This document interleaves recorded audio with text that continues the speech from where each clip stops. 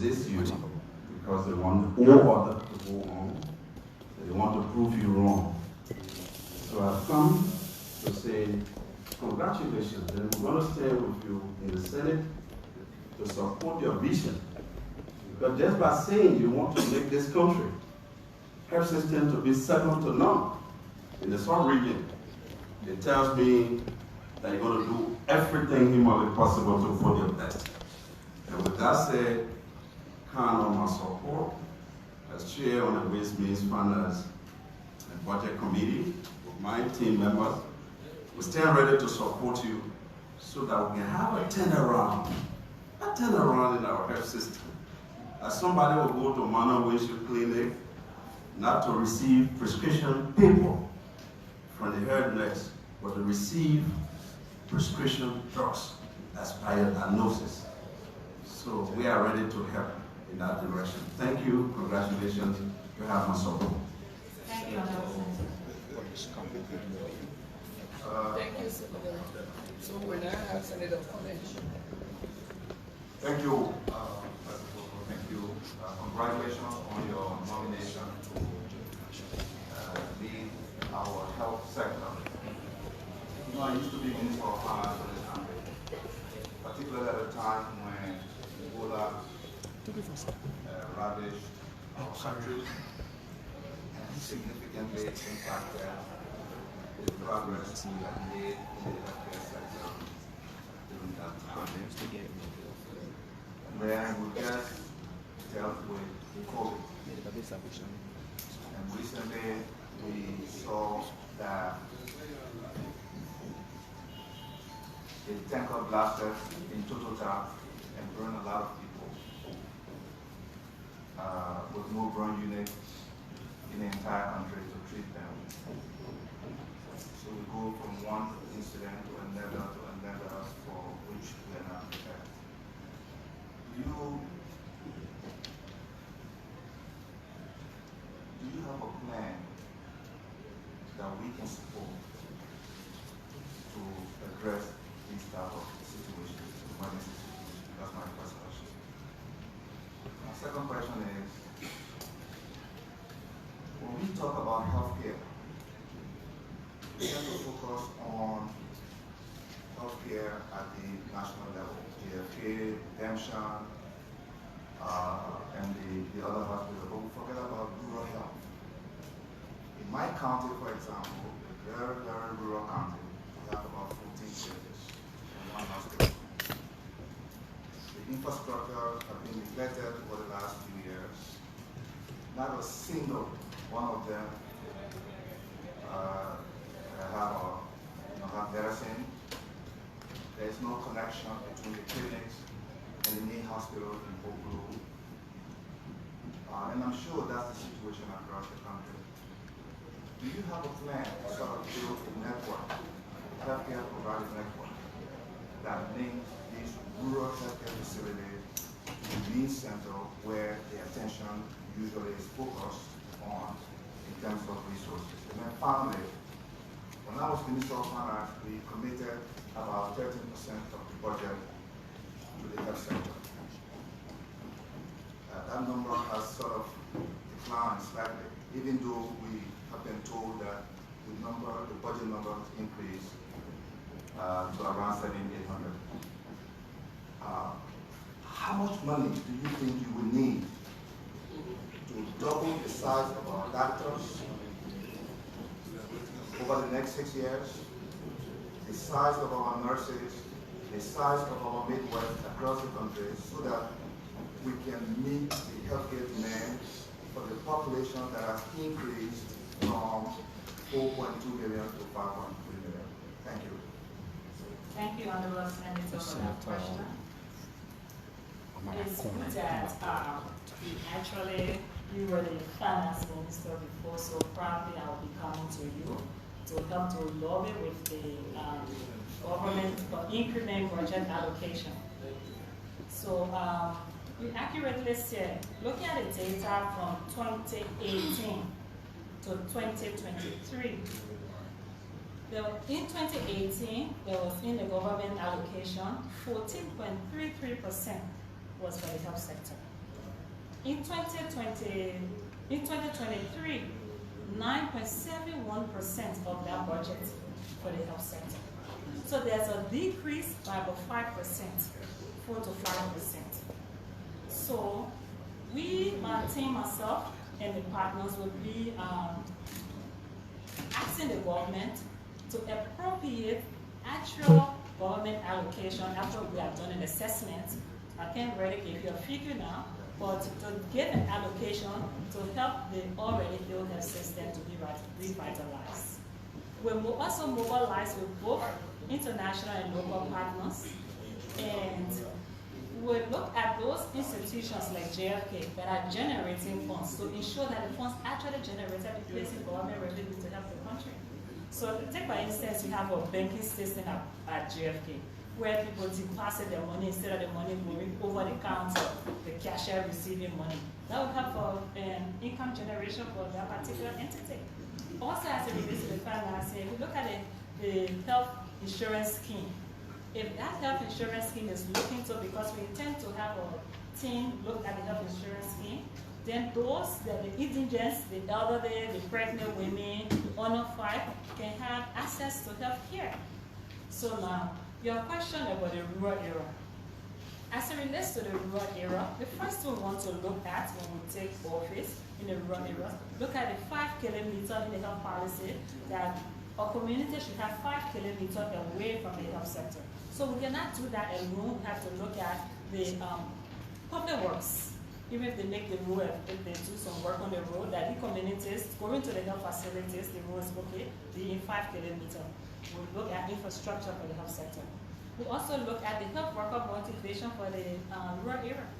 Because if the health workers are incentivized to go in the rural area, those that they serve and the servers will also be happy to work in the rural area. Because take for instance, we also have to have a multidisciplinary approach to that. Education has to come in. Because you have to have good schools in the areas for the health workers' children to go to. So sometimes we see them, the area is far off, the money that they have as salary is low, the demotivated, you send them in the county. So for the output to be filled, definitely you see them having poor output. We also intend, Honorable Senator, to do monitoring evaluation, because if you sign a contract and say I will work from 8 to 4 and I will be in this facility, our oath as health workers, we are supposed to have this Hippocratic work, not because of money, but because of saving lives. So if you say that this is what I'm going to do, we as the service provider should be at those various facilities so the community can have our output felt. As it relates to the emergency plan, indeed the fire incident was very bad. We just sympathy to the families in Bon County, those that were affected in Bon County, for the death of those that were affected during that particular period.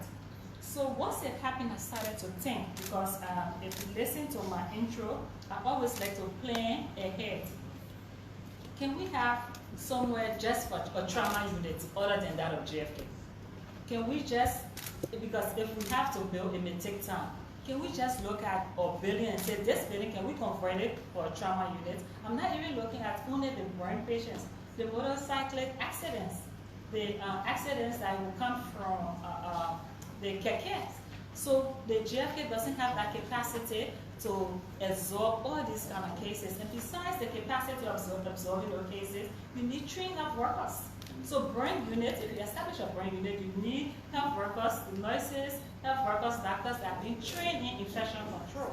So the problem that I saw when I went to go visit in JFK, when I saw the burn patients, were the infection control. They were just in the ER. So being in the ER, you have visitors coming in and out, and you have other patients mixed with them. So the burn unit, the infection, is the one that actually carry the brain patient.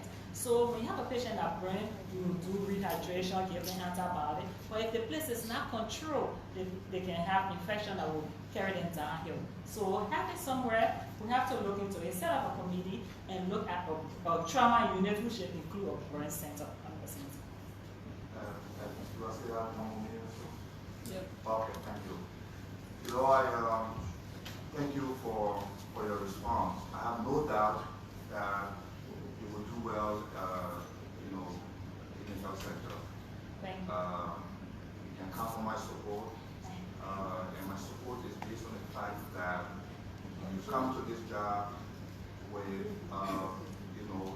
the lens of the culture of the health sector in our country.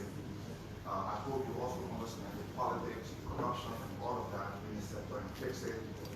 But clearly, you have control over the structural needs of the country. I want to congratulate you and thank the President for nominating. Thank you, Senator Colin. So we have Senator Bobo, then talking, and you. Senator Bobo.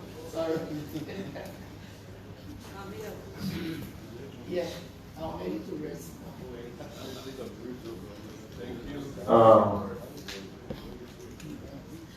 Chair, Madam Chair.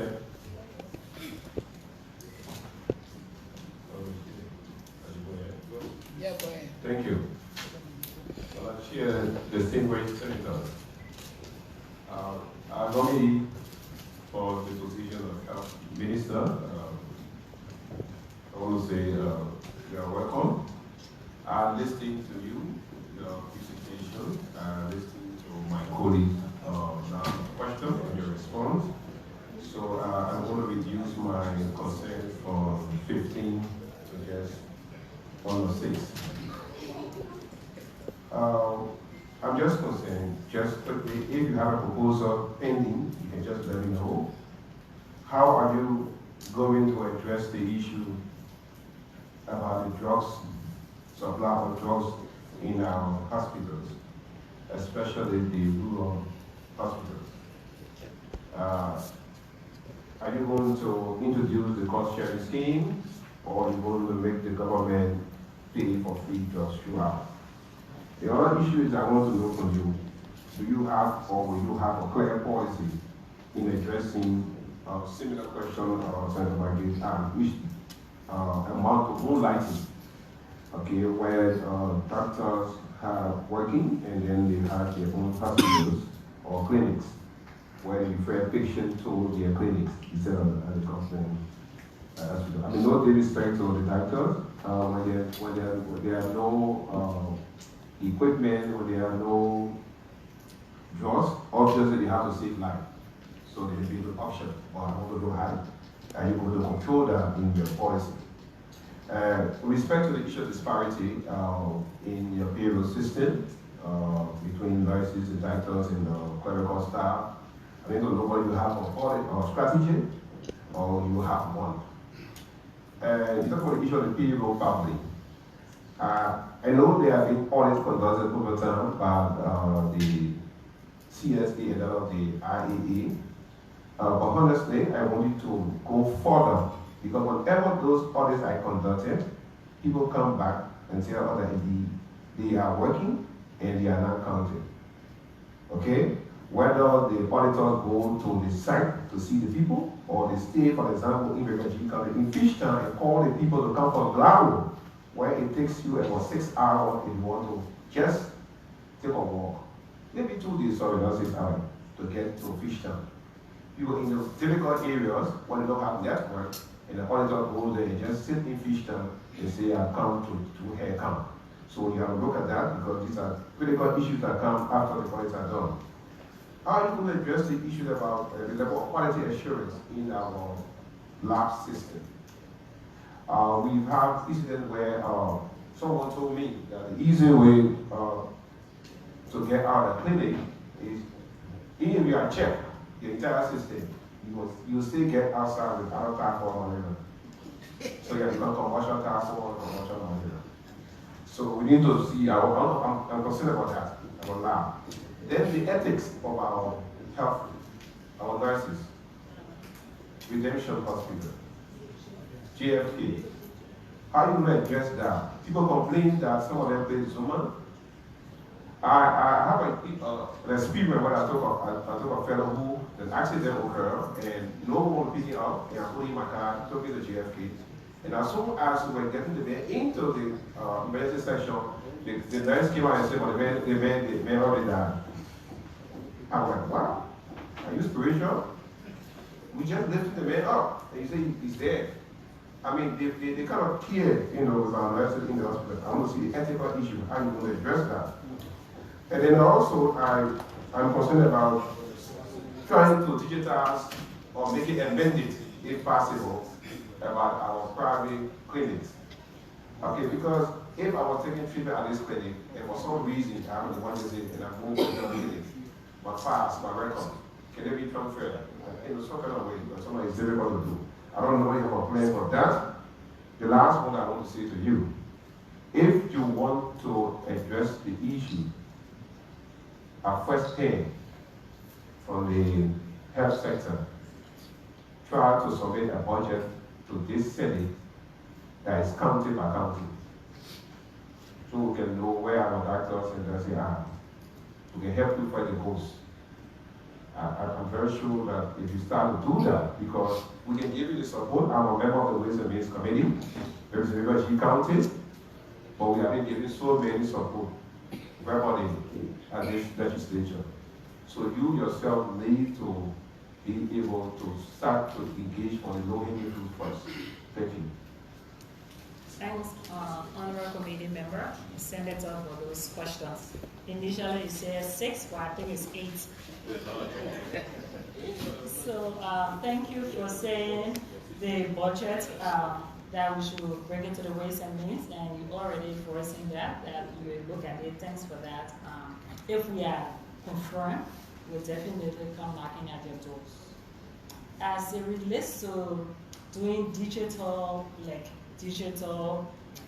data for all patients in the country, is a good idea, or sometimes it becomes challenging because of the electricity problems and just some human resource problem. But what we as doctors do is good that we usually consult all doctors, majority of the doctors. If there's a patient, if you are a patient in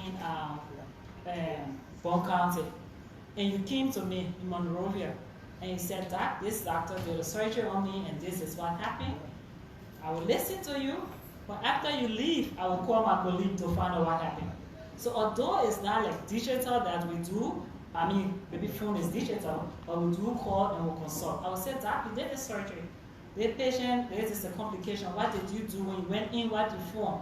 And then I'll ask you to send the record of that patient. So sometimes the doctor will snap it and send it to us. So it's something good to look in. Once we have done the low-hanging fruits, then digitalizing the entire system can be looked into.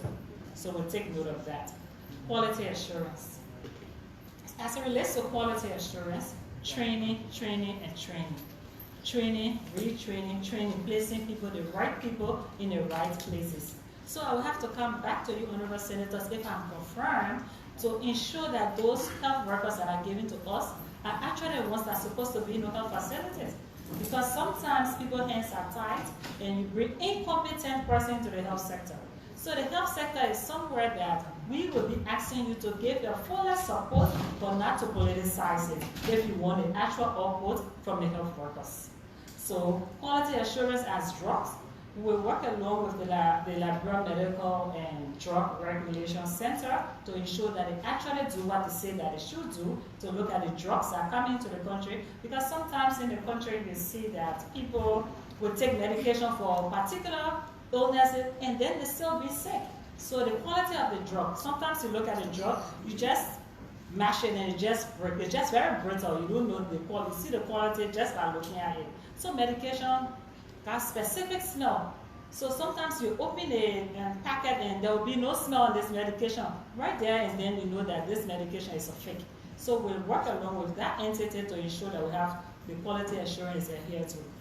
And then we talk about nurses playing Zuma and nurses. So if there is any complaint given on any health worker, it doesn't have to be a nurse, a doctor, any health worker, that complaint goes to the Liberia Medical and Dental Association. Dental Council.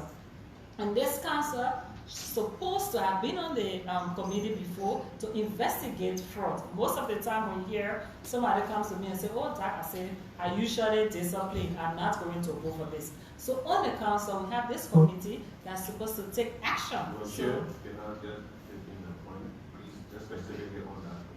My concern,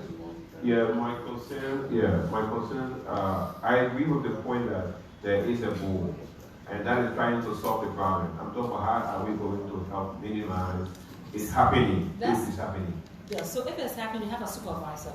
The supervisor should give you warning. The warning should be sent to the overall. If you are caught doing that, then you send to CSA that you're consistently compromising the patient's health. Because usually I tell people in the health facilities, I say, consider this patient as your mother. Consider this patient as your brother, your sister, or your aunt. Don't look at this patient just as a patient. Look at them as a breadwinner for the family. So if you look at, because if you don't take care of the health of a breadwinner and that person lost their life, it's about 100 plus more person and feeding that you have taken from them. So I look at patient holistically, not as a patient, but as an individual that gave to their family. So we will have to, these complaints, if you see something like that, if you are at JFK and you see something like that, please, Honorable Senator, give the complaint to the head of JFK. And clear policy of referring patients. So there is a policy, I think, already existing. It just has to be augmented, and also it has to be reinforced. Refer a patient. I've seen patients that certain small clinics cannot really help this patient because of the monitoring aspect. They keep the patients in the facility and reach them last minute of time. As once they enter the referral hospital, they die. But hear me, also these clinics, when you want to go hard on them, you will find out some of the people, the very big people in the society back in your clinics. So when you go there and you tell the health worker that's there, this clinic will take it to MTC, will have to investigate, they can't do nothing to me. You know who in this clinic. So if the senators can give us the backing, I promise you, my team, myself, and the partners will ensure that you have a very vibrant health sector. You talk about drugs in the hospital, how to do cost sharing.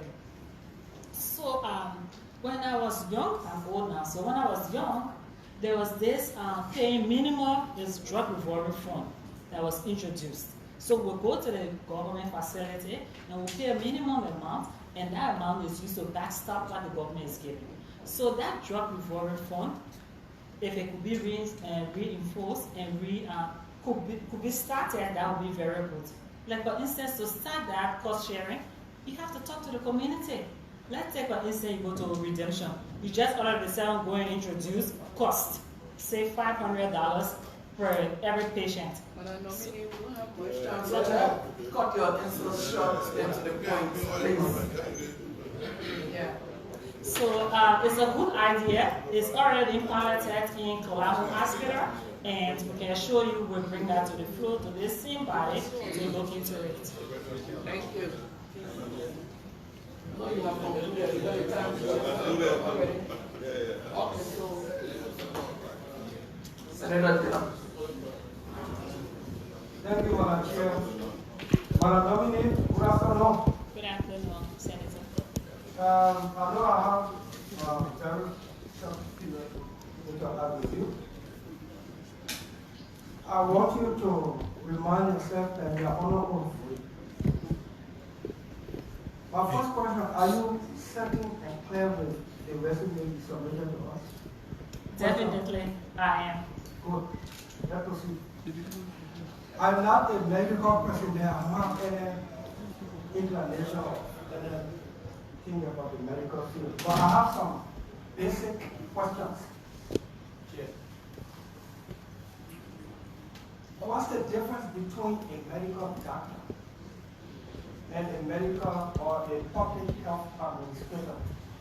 Do you believe that a medical doctor is fit to be a minister of health? Or should we look for somebody with public health administrative education and knowledge experience? Do you think that's the question? Thanks, Honorable Senator, for that very beautiful question. In medical school, we have a lot of public health courses. We even joke amongst ourselves why they don't give a dual degree, one in public health as well as one in medicine. Because the amount of public health course we do is equivalent to a master's in public health. I believe I, as an individual, have a public health degree from the University of Turin. You believe? No, I wanted to say I believe, but then I came back. Okay. I believe, then I just stopped and say I, as an individual, have a public health degree in epidemiology from the University of Tulane and also from the University of Liverpool. But if, yes, so just if I did not have any inclination of public health, a medical doctor can make a very good administrator. Why I say that? Besides the public health administration that we're doing in medical school, we manage the other category of health workers. And if we have somebody who has no knowledge of medicine, placed in an administrative position because you need an administrator, I think it will be detrimental to our health sector. Why I say that?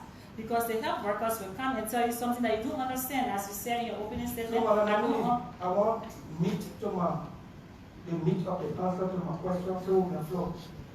I was asking whether it is a sound thing to have the medical doctor necessarily administer the administrative out of the sector. Definitely, Honorable Senator. Okay, let's proceed. Madam Lamini, let me ask a very controversial question. What's your view on abortion? Question. As it relates to abortion, Honorable Senator, my view is one of the view of the medical community, is that abortion should be done only due to medical related reasons. So for instance, if somebody has a heart disease, and that heart disease is severe and they cannot carry that child to term, there should be abortion done. So based upon medical reasons, as the public health law says, that's how I look at abortion in this country. So there would not be a sin, a crime, if this legislature passes a law on abortion for medical grounds. Question. Definitely not. Thank you. Few more. Madam Nominee. 2 more minutes. Okay, now you. No, go ahead. I said 2 more minutes. You have 5, you want 3. Now I said you the Madam Nominee. This budget 2003 covers 74 million for the health sector. 55 million of the 74 was projected to and appropriated to the Ministry of Health. In 2023, in 2022, in 2023, out of 74 million, 55 million was appropriated to the Ministry of Health. JFK had 6.2 million in 2022, and in 2023, 7.1 million. If you have done an overview assessment of the sector and the enormity of the issues that you may confront should you be nominated, do you think, have you done a general assessment to know what this amount is okay? Because 7.1 million at JFK, $10 for something more is not there. They say, what is your because doing?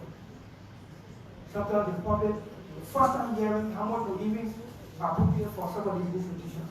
Have you done an overview of this sector, and if what we then appropriated is still okay, or you come with something a question from that government level? Honorable Senator, I have spoken with financial experts as it relates to the budget. In 2018, the budget was 14.3%. 2023 is 9.71%. And the financial expert told me that majority of that budget goes towards payment of salaries. So I was kind of surprised, because if you get a good percentage of that budget, almost 50% going towards payment of salary, how will you do service delivery? So that's why it's very, very important to look at the human resource department, do a human resource audit to actually ascertain that those that are on the payroll are the ones that are actually taking payroll. Thank you. Madam Nominee,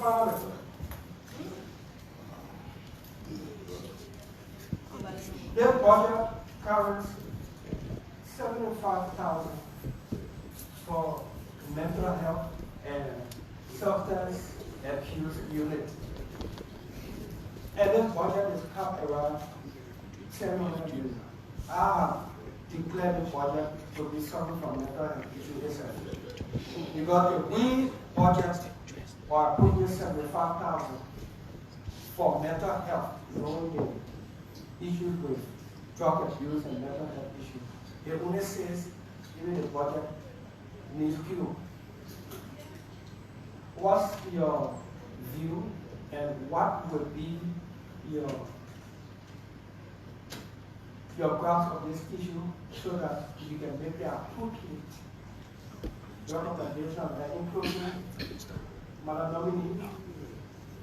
Let me state that you did not convince me on the question one of my colleagues asked, I think it was Senator McGill, about your ownership of a private medical facility, clinic, and you now will become Minister of Health.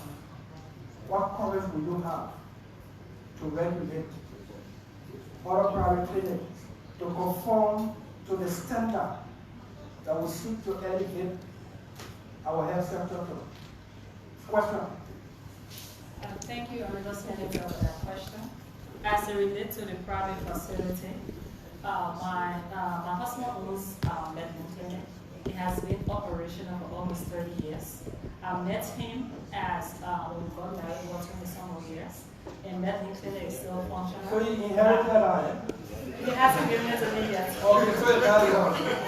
But you got it courage for So, regulate it? definitely, I have the courage, yes. Okay. As it relates to mental health, the budget, I agree with you that the budget is very nominal. The President, His Excellency Joseph Imamarka, declared mental health as a public health emergency. And that declaration, you can see on the streets, you don't have to just look at the ghettos, the streets corner, and I think you also have something that you do with those with mental health. So I think it's very small. We love it with the government and also our international partners to help us to augment this budget to improve the mental health in this country. Thank you, Madam Nominee. Madam Chair, are you?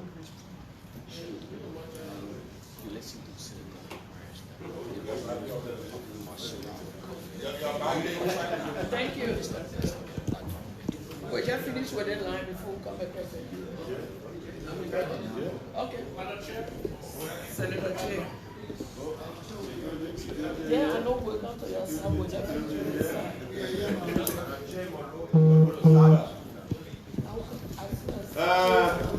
Thank you, Madam Chair.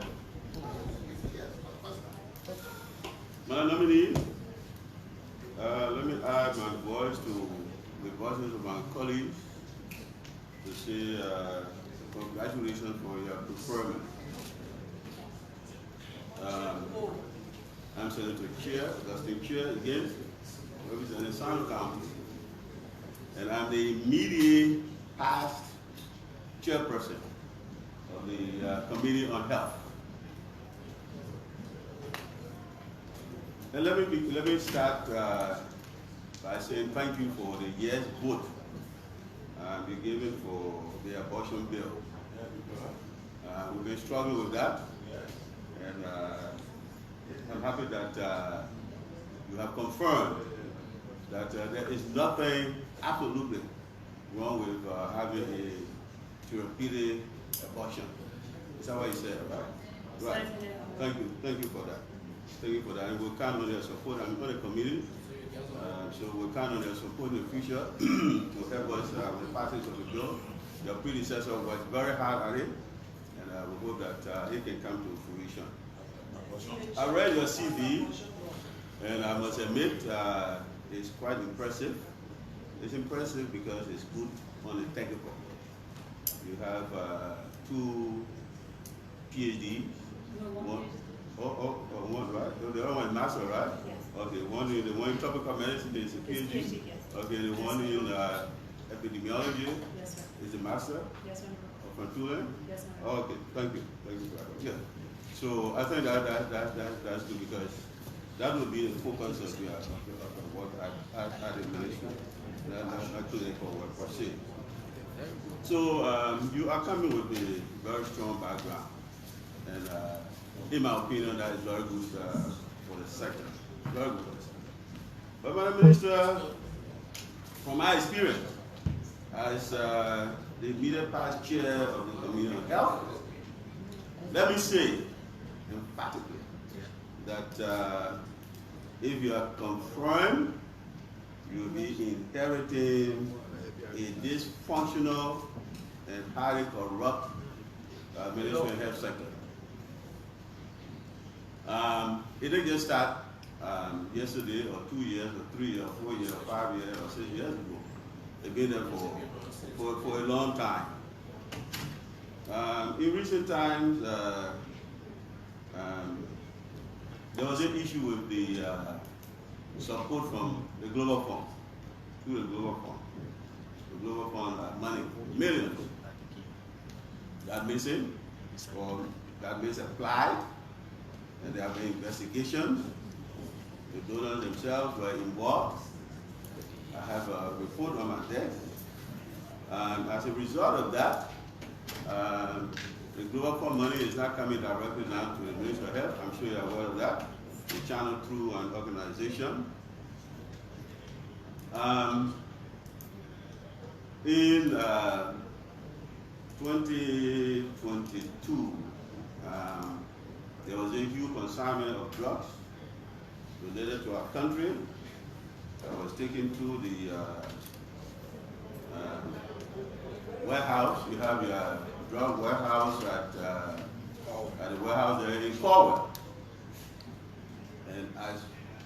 And when the drugs were delivered to the warehouse, the very day the drugs were delivered, I'm sure you heard of that, those drugs disappeared. The investigation was still ongoing up to the time of the election. I hope you take that up. I hope you take that up. Including also revisiting the base application of the Global Fund money. You know, this thing hurt our country.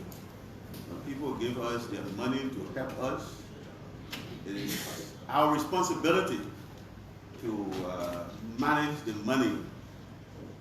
money so that it is used for the intended purpose, that our people benefit, that our people get value for money.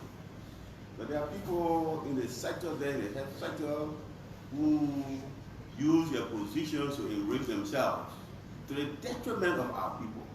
And so go around the country and see what's happening in the sector. And I want to advise you to please take up time to go around the country. Make it one of the priorities to go around the country and see the situation firsthand with the health delivery system that we have. Please also go to the Southeast. But most time, government officials tell us it's too far. They send deputies, they send other people. And if you think it's too far, then you don't take the job. I want you to go your very self. Go to Riverside, go to Sino, go to Grand Crew, go to Maryland, go to River G, go to Grand G there. Those are farthest places. Please go there and do your own first-hand assessment so that you inform yourself of the problems we are having in the sector. Because I've been working with them. It's very serious. The challenges are so enormous. Too many of them. And most of them have to do with just administrative and natural. People are not just managing whatever they have. They love money from the budget for operation. You don't know what is to that. And there's another issue with the CHOs. I don't know what's the difference between a CHO and a county health services administrator. Because most of the CHOs, I mean the county health officers, don't stay in the county. They spend most of their time in Monrovia running after a voucher and doing procurement. Instead of being in the county, running the system, making sure that health services are delivered to our people. In my county, for example, we have 3 doctors. The CSO is always out. He's a key main surgeon there. That was in the past. I think it's better because the new guy now, I think is doing better. And that was a situation I complained myself. And I initiated his recall for the county because he was always never there. He was always in Monrovia running behind Barsha, doing procurement. Instead of giving that responsibility to a health services administrator, it's something that I want you to look at. So that if people stay in the county, if they say they are taking an assignment in the county, they should remain in the counties. Do the work in the county. And those people who are responsible for administration, give them that responsibility to discharge their responsibility instead of overlapping functions, leaving the running of the health system in the counties and spending most of the time in Monrovia. So this is why we're doing. And I'm happy that you spoke about transformation. I'm very happy about that. I'm very happy. And so my question lastly is, what kind of vision are you coming with? How do you want to transform the broken sector? Thank you. Thank you, Honorable Senator, for the comments. And the transformation I talk about is actually what to also see service delivery to ensure that the drugs and medical supplies are in the hospital. We monitor, as we just spoke about CHOs leaving, we monitor and evaluate those that are in the county to ensure that they are there to do exactly what they are paid for and what contract, whatever contract is signed. So those are some of the transformation. As it relates to the issue about global fund, we have been looking at it, and when confirmed, I would ask the LACC, because from what I learned during the transitional period, and it's LACC, the one that been looking into that, ask them whether they can facilitate that so the people can get exactly what they desire in this country. Thank you. Thank you very much for that nominee. Let's recognize Senator Kane.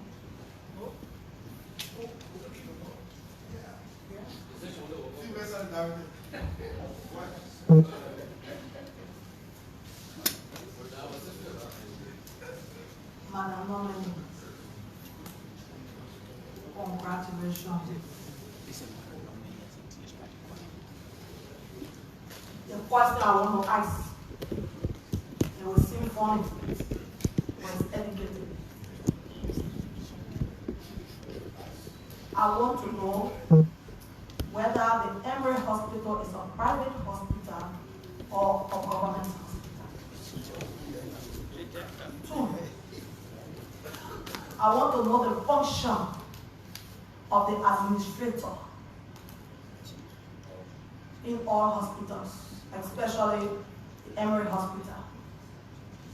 3, is it compulsory for you to be a nurse and be an administrator? That's my question.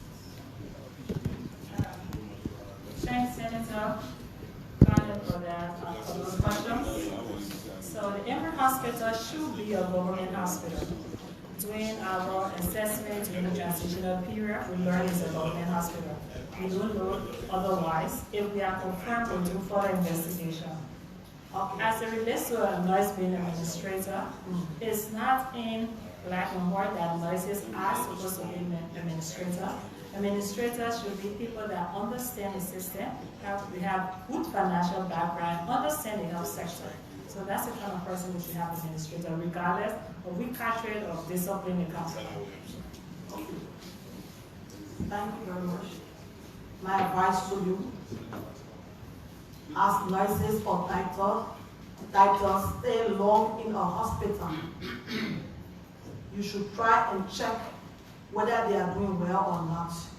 If they are not doing well, transfer them to another hospital, maybe they will do better. For the Emory Hospital,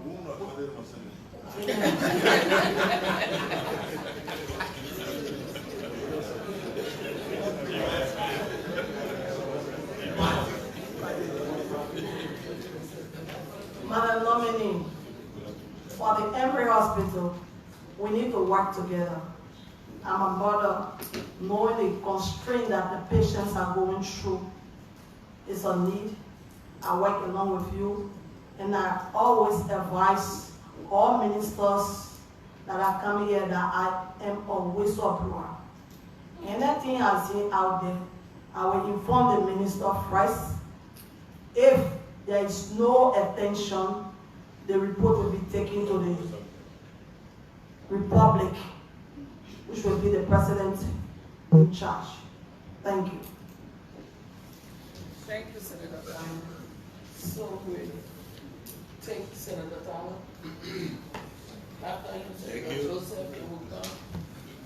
We'll also I nominate congratulations. Thank you, Senator. Is this the same Louis, Dr. Louis Mapler Kpoto who are in law school? Yes, this is she. You are? I didn't know. Oh. Mine will be very short. My first intervention question will be what are your plans as it relates to the construction of facilities such as nursing quarters or facility for our health workers? 2, are you contemplating on introducing or reintroducing the in-service training for health practitioners? 3, what is your plan or the strategy you have in place to curb the old age problem or allegation of medical practitioners, doctors, dancing, selling medicine or drugs intended for the hospitals and clinics? So let's start with 4. No, I'm at 3. 3? Okay, start with 3. Okay. The one that relates to plans for the nursing quarter is part of the package for the health workers motivation. So we're working along with the county, along with the senators of the counties to ensure that the health workers have nursing quarters or quarters for health workers to be able to stay in the counties. The training, in-service training is very important, a part of the package for the motivation. Because somebody who doesn't have in-service training will not be able to perform as time goes by. So definitely is very, very important. How to curb medications leaving the center is by monitoring and evaluation and by establishing M&E centers in each of the counties. Thank you, congratulations again, Kpoto. Thank you, Senator. Thank you, Senator. We have Senator Joseph.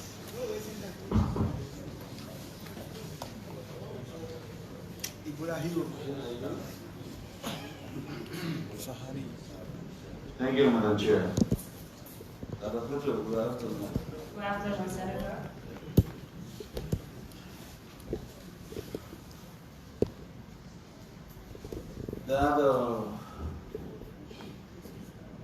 I personally do have a problem with doctors. You do or don't? I do. Or do I remember 2017, after the election, I suggested to the CDC-led government, don't take a doctor, look for an administrator. But by then I was in the House of Representatives, I was not part of the Senate, and then they took a doctor. And today, again, Unity Party-led government is taking a doctor. Dr. Kpoto, you are a very good worker. I've interacted with you at JFK. Hours of negotiation during the strike actions of doctors, and it was successful through your intervention.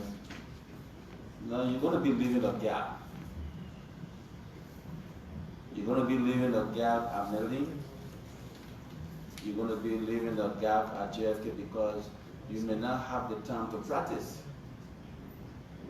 I know you keep track on your workforce, you want everything to be okay, and it's going to be a serious gap.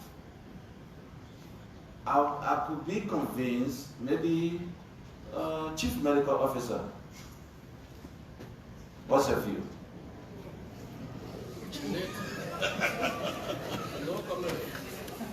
Thank you, Senator Joseph. I remember 2017, you also nominated me to be Minister of Health, so I don't know whether you have different from that. So, having said that, I stopped working at GFK since 2017, since 2018. My services were our Let's Go at GFK. And with Medley, my husband runs Medley, I'm a physician there, and he's actually the, I don't know how to call him, but he has been in the healthcare business for a long period of time. And when this nomination was, I heard the nomination over here, we discussed it, and he promised that he would actually take the dream of Medley so that void will not be there. And I've also trained a lot of people currently who's at Medley that can handle the affairs of Medley. One of the situations at the Ministry of Health is the Chief Medical Officer having a dispute with the Minister of Health. That's an old age problem. What are you going to do? Or who you interning, who could you recommend to the President to be your Chief Medical Officer so that there will be no dispute? You guys will work together.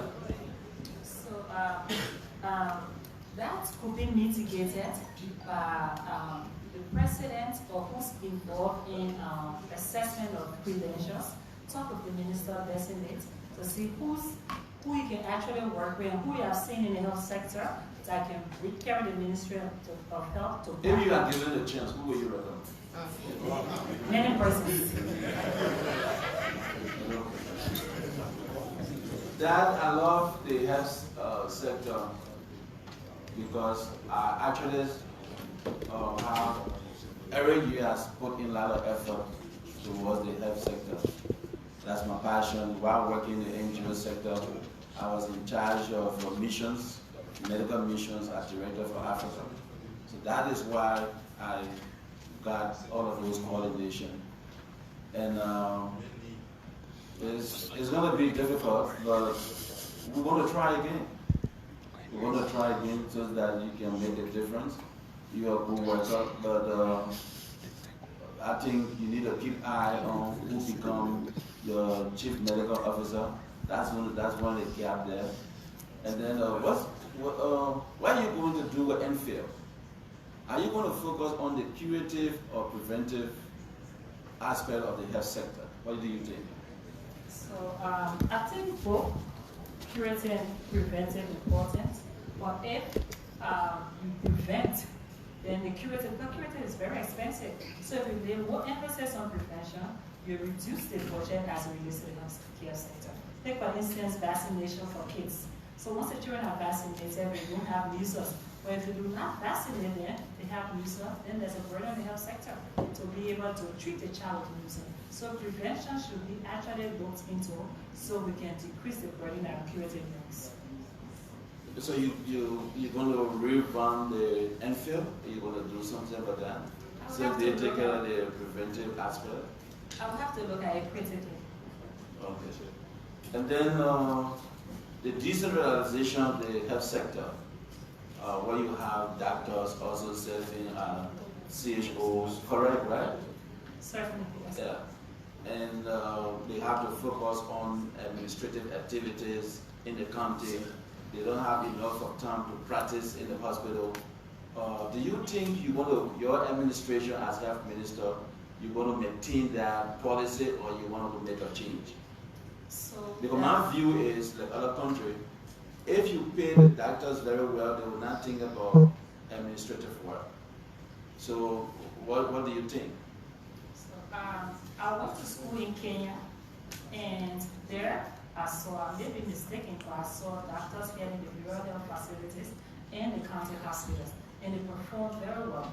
So it comes back to the senator. If you place somebody in position because of competency, you get a good output. But if you place somebody in position because of favoritism, the output becomes poor.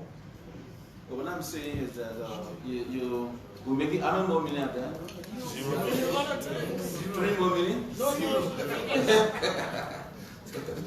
I'm a member of the committee, so at least I can have Chair close, please. So, but again, that's your administration. I do have oversight responsibility. I think we should give you the opportunity to serve. You have done well before at JFK in serving. A lot of nurses and doctors respect you.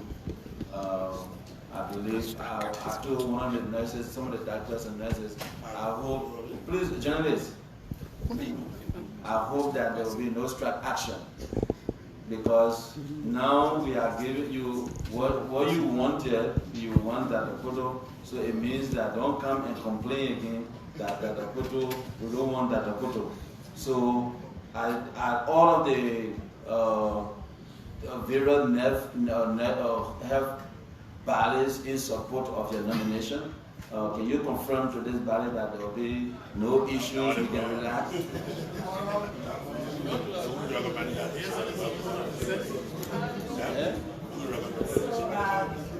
Senator, with your support, there will be no issues in the medical community. But yeah, it's not a miracle, so. Thank you. Councilor Chala will go, then we have Senator Smith, because he has to run somewhere before we come to you. Thank you, Madam Chairperson. My name is Senator Councilor Joseph Kulako Pato Jala, Senior Senator, Monrovia County.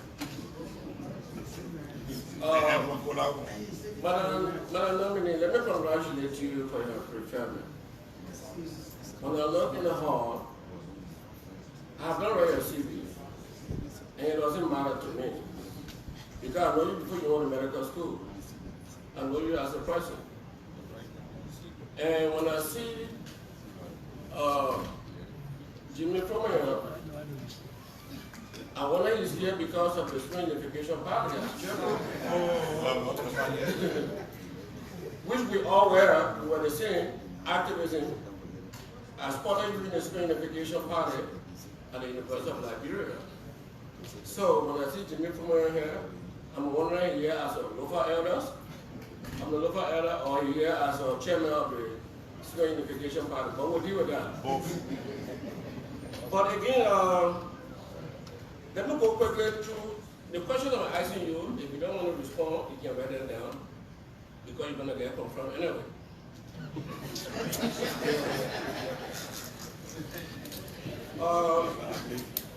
There is a problem with regional harmonization in terms of the drugs we found in Liberia, in Cote d'Ivoire, in Nigeria, and other places.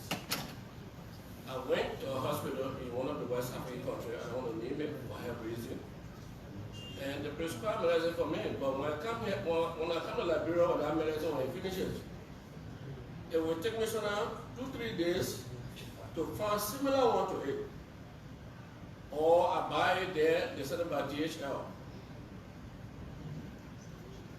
Do we have your commitment to look into those harmonization? We call it regional harmonization. That's my first concern.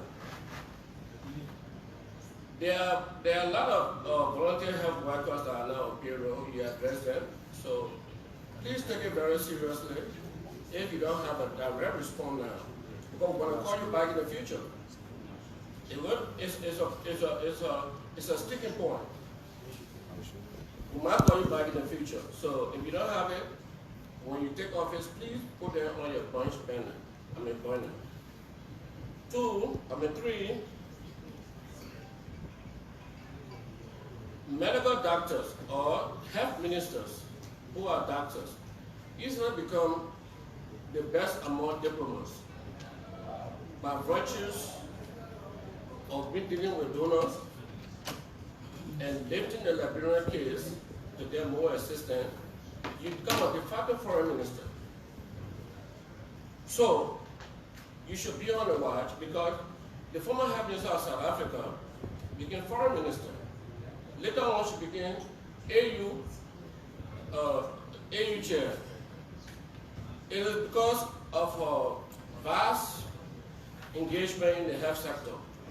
It's a very easy railroad or is an easy road to diplomacy.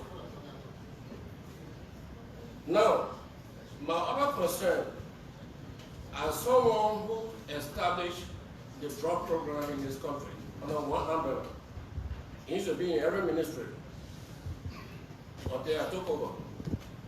Now, the president has raised serious concern about the drug epidemic. Now, the sector is working in the rehabilitation sector. From the time we've been looking at this problem, the Catholic Rehabilitation Center is yet to be born again. That's one. Two, we have two psychiatrists in this country. One is dead, one is living, but very old, can hardly see. Are you going to look into that? Will be providing scholarship for psychiatrists, for people to be, because it's one area you need to have a drug addiction, focus. You gotta have a psychiatrist. Is there an area to focus? Please take note of that, even if you don't have a response. So those are my perspective, and I have no doubt, and there's not in my mind that you will get confirmed, not because you are a local citizen by marriage, not because you're from a Spain Unification Party by history, but your own as a person, as an individual. And your father also. Your father was assistant controller. You know that. It's finished. You know that. That's a lady, and also I will give you my right. I will give my right. Congratulations in advance. Thank you. Thank you, Honorable Senator Smith. Can I just, Chair, can I just? So, Honorable Senator, permit me to respectfully make a few corrections. We currently have 4 psychiatrists in the country. The Dracos Graduate School now training psychiatrists. Out of the country, I think we have 2, if I'm not mistaken, who's already a psychiatrist, but they work on further study. And the postgraduate school, I think we have like 3 that's supposed to complete, additional 3. Yeah, so they will be brought on for that purposes. And as it relates to the regional, I call it harmonization, something I have observed, once you leave, it's always good to have your personal doctor in the country that communicates with the doctor outside. So if you have your personal doctor here, you bring up medication in the country, you show that medication to your doctor.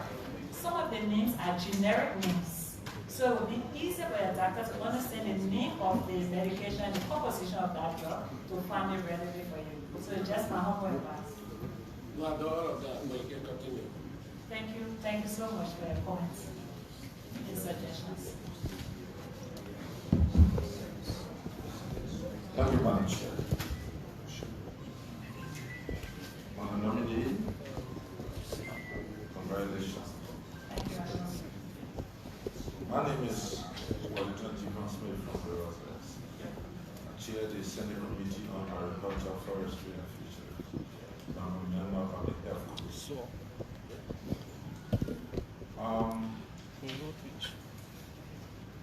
I have a series of issues that I want for you to write down to address.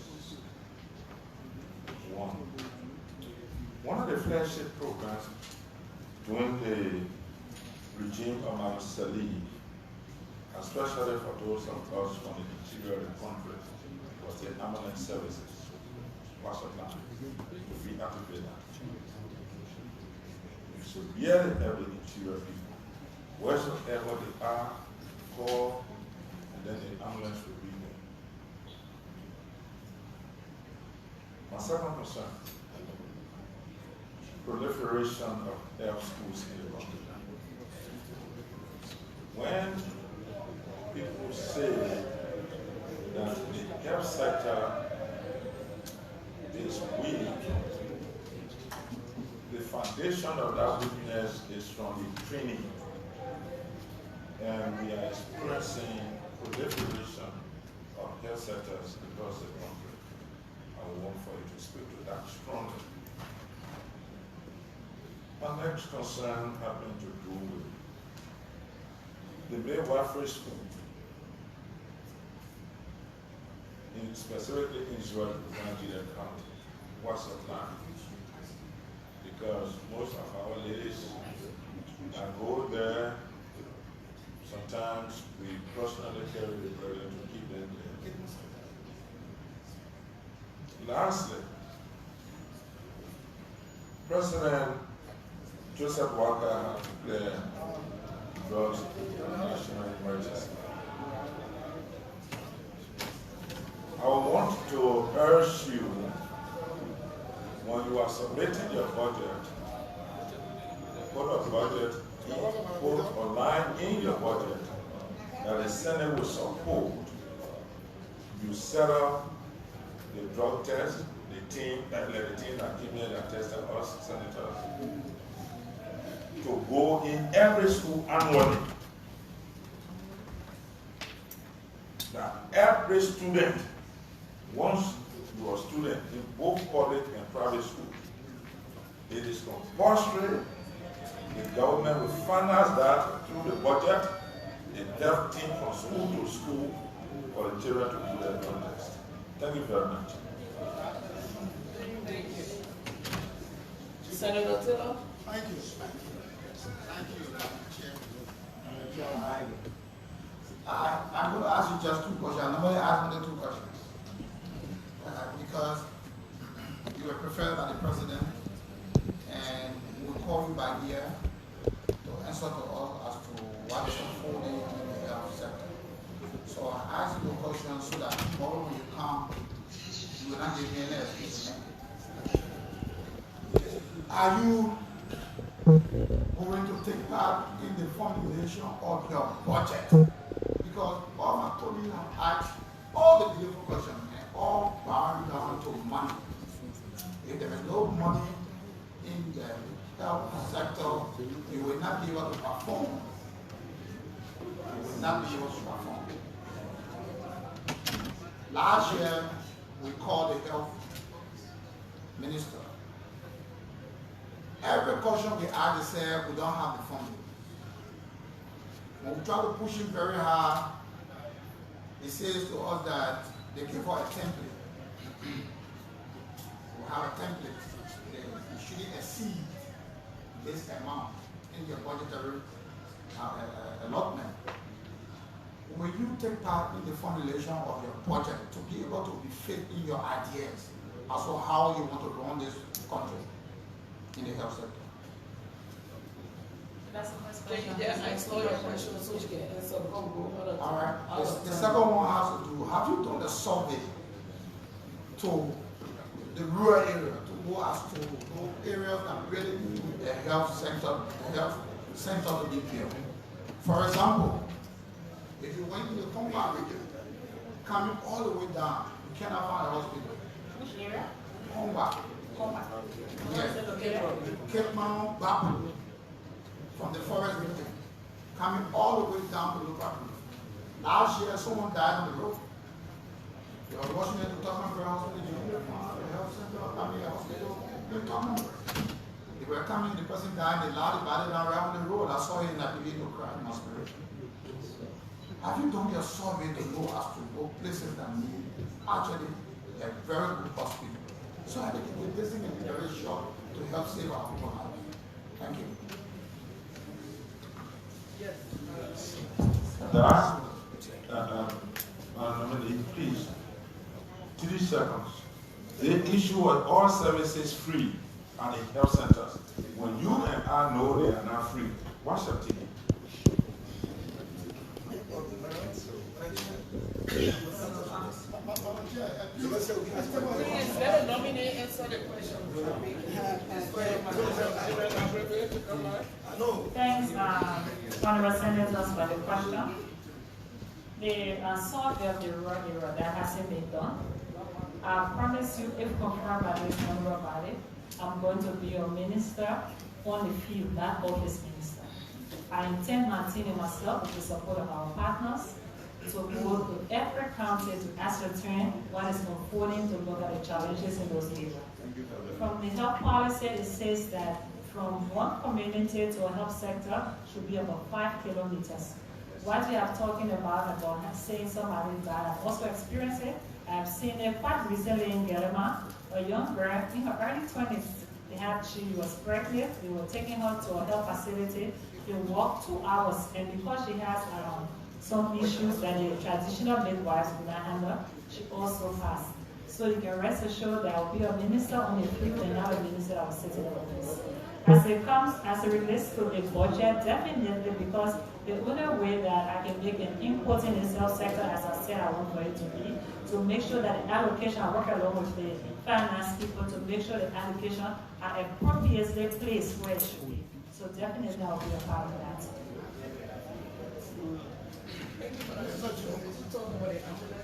There was this question, but maybe Honorable Jim, I can answer the question he asked us. Okay. So he said that the ambulance service. So in our, when I was nominated, I thought through it, and we should have the minimum 2 ambulances per county. Minimum. And then that has to be done in collaboration with the public works. Because the road is difficult, the timing reaching to those health facilities is longer as compared to having better roads. So it's an intersectoral approach. When it comes to the proliferation of school, the High Commission of School will also work along with them. And with this honorable body, because some of the schools are schools that are with this owned by honorable people. So when you try to chastise the school administration, they have to do better, employ competent people. They will tell you, no, who won this school? And then you become paralyzed.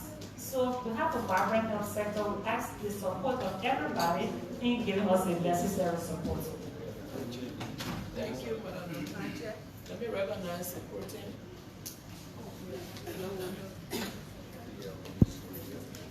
Thank you, Madam Chair, distinguished colleagues.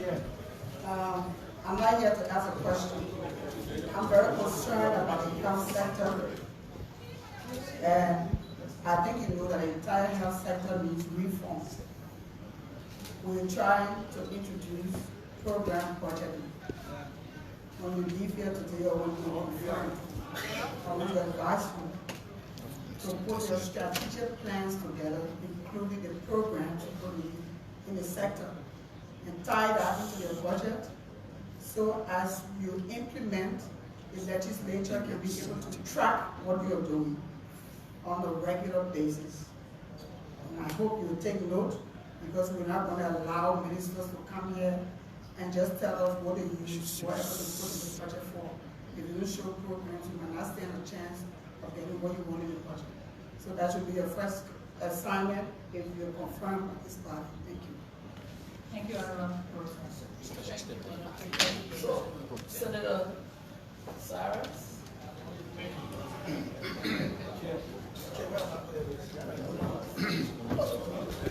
Small politics. Good afternoon, Dominic. Thank you and congratulations again for your preferment as Minister of Health. I would love to ask a other question, but because of time, very brief, and besides, you and myself are common meeting place. So we engage you if the need arises.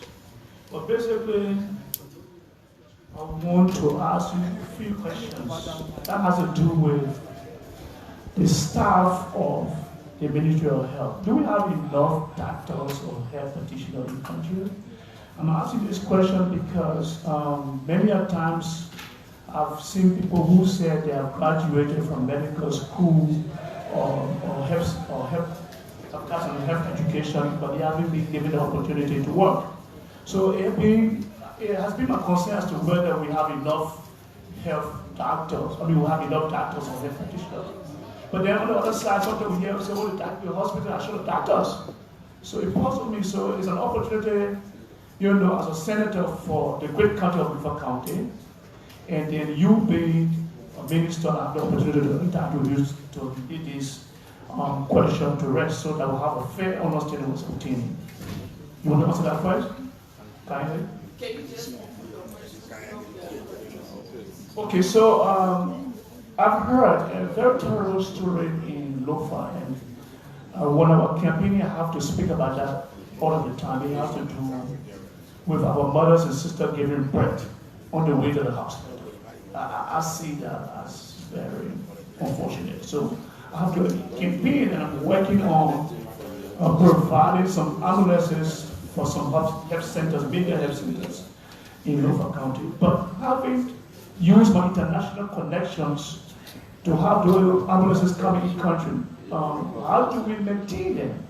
Have you put, or will you put in mechanism to have these, not only the ambulances that we bring in country, but other government, you know, assets that will be given to the hospital? Have you put in some mechanism, or will you be putting some mechanism to protect those assets? Because I could bring the ambulances and then it just in 1 year time is finished and gone.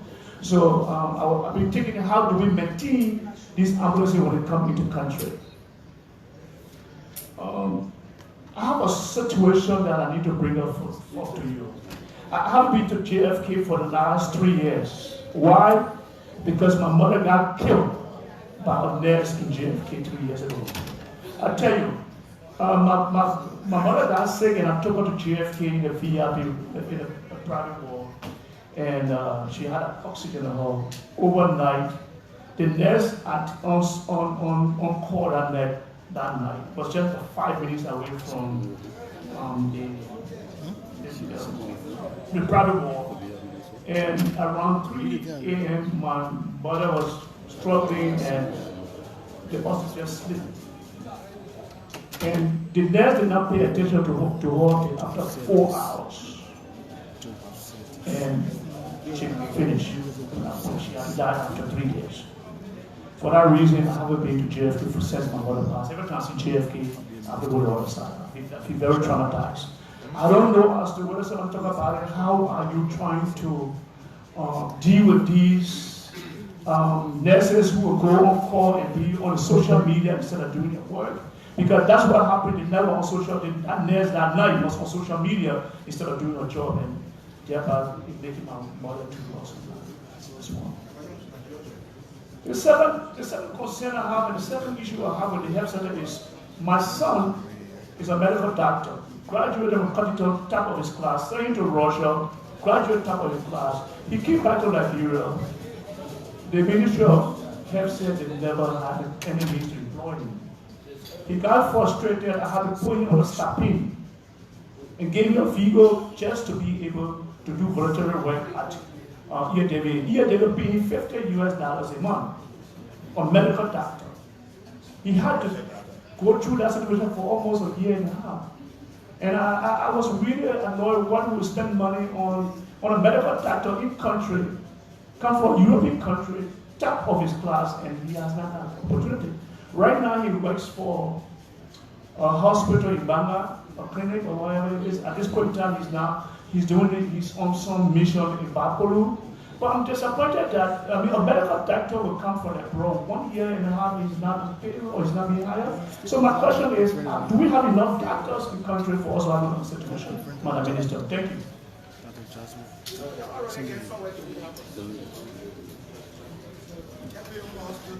Honorable Senator, thanks for this question. No, we don't have sufficient doctors in the country. The WHO ratio is 1 doctor to 1,000 population. If you look at the figures of doctors in this country, for Liberia, it's approximately 1 doctor to 25,000 population. So indeed, we need doctors in this country. The ambulance, the maintenance, if this honorable body confirms us, will work along with the maintenance department in the various counties. That's why decentralization is very important, to be able to retain whatever they're given to that particular health facility or county hospital. I'm very sorry for the death of your mother, and I can rest assured that if I'm confirmed, These issues, when they come about, please don't keep it to yourself. Bring it to the attention of the administration, and we'll take it to the Liberia Medical and Dental Council, whose responsibility is to look at medical malpractices. Thank you. Thank you, Madam.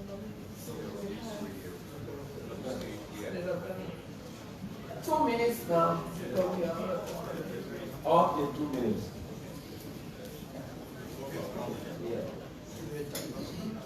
Dr. Kpoto. First of all, congratulations. Thank you, Madam. When I walked in first, I heard my colleague. The question I want to ask you, ask a question about if you go to a hospital, make it clear. Let me come to that. My would be question I need to lay a premise first. The situation that health sector is in today in Liberia is not about degree, it's about passion for the country, and commitment. Today, from 2006 to 2018, the health sector was up like this. Minister, managing directors, and other government officials used to go to JFK and other clinics to take treatment.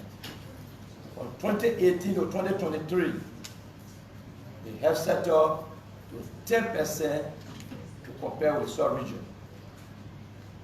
Do you think, if confirmed, your administration, you will not behave like the outgoing Minister of Health, that our own hospital, prefer our own hospital than the referral hospitals in Liberia. For example, Grand Giden. The county with almost 200,000 to 300,000 residents. Today, you have only one ambulance, and the ambulance is restricted to 2 categories: pregnant women and old people. We're not talking about We're not talking about district county, we're talking county. And this is the full county. Yeah. Now 2,000 Port Oregon County. My minister, today in Grand Giden, clinics, to even write a prescription, yourself will buy a sheet. In Grand Giden, I don't know about other counties. Even the referral hospital in the entire republic, JFK, John F. Kennedy, Ray A. Cinco, to do your X-ray, the doctors will refer you to another clinic. I still be corrected.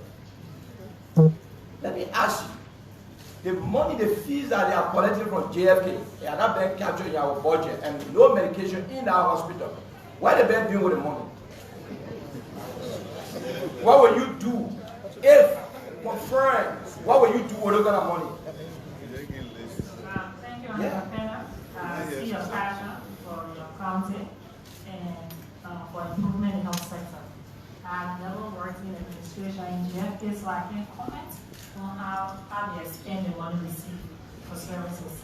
But what I want for you to rest assured that if confirmed by this body, I would like for us to establish a banking system at JFK Hospital where monies will be deposited and given to government revenue instead of over the counter receiving cash and depositing it at the end of the day or the following day.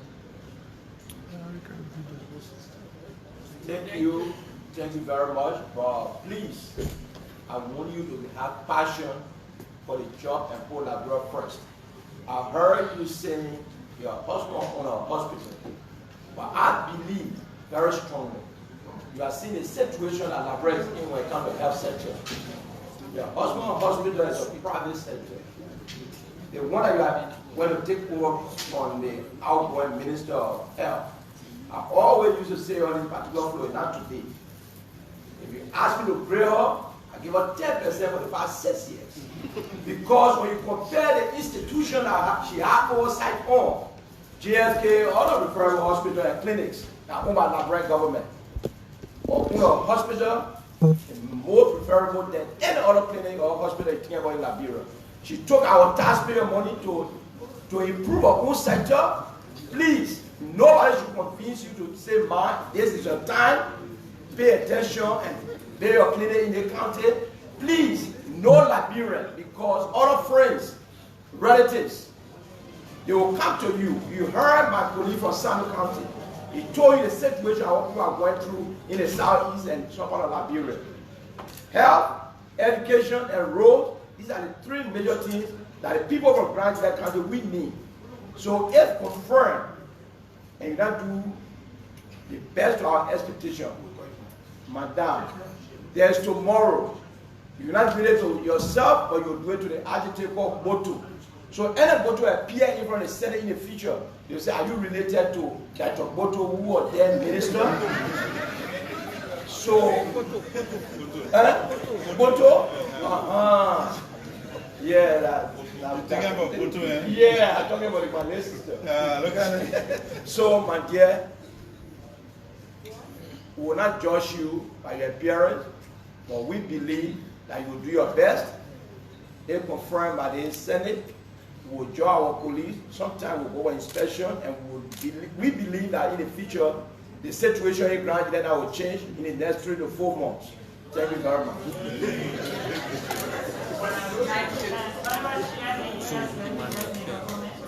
So thank you, Honorable Panel, for those recommendations and suggestions. You can rest assured that this health minister is a different person. I'm just appealing to this body not to put pressure on me when I'm making my decisions to say this is my intake, or this is my cousin, or this is my friend. It's an appeal that I want. They give me the support, and you have the health sector that you need. Thank you. Get right support when it comes to that. Clean the system and worship.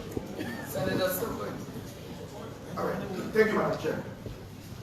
Madam, first thing first, coming for compensation hearing, you took all our doctors from the hospital, brought them down to Kampala. Let's start that. Okay. Yeah, they're kind of in the white clothes. So on a serious note. They're not on duty today. Yeah. On a very serious note, Madam. The health sector. The group is suffering, so they won't see a change. That's why. On a serious note, this is no fun. The health sector is struggling. And I'm not saying this because this government just took over. You are a different administrator. The expectations will be high. You have to manage it, but you have to deliver. I hear you say you will not be a next minister, but you have a confirmation, so you will say those things that we want to hear. Trust me, we will be after you and we'll go after you if you are doing the wrong things. And we'll give you the necessary support should you do the right thing. That you can count on.